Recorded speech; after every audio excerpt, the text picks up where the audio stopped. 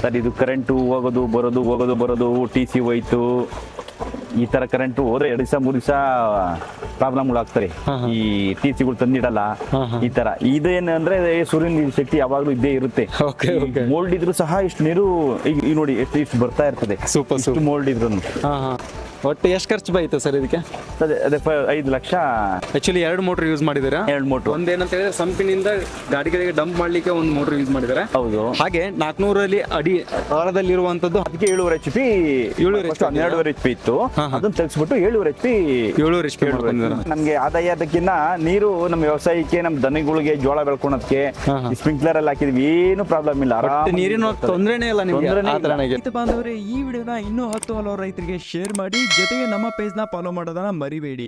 ಈ ವಿಡಿಯೋನ ಸಂಪೂರ್ಣವಾಗಿ ನೀವು ನೋಡಲು ರೈತ ಮಿತ್ರ ಯೂಟ್ಯೂಬ್ ಚಾನಲ್ಗೆ ಭೇಟಿ ನೀಡಿ. ಚಾನಲ್ನ ಲಿಂಕ್ ಅನ್ನು ಕಮೆಂಟ್ ಬಾಕ್ಸ್ ಅಲ್ಲಿ ನೀಡಲಾಗಿರುತ್ತದೆ. ಧನ್ಯವಾದಗಳು.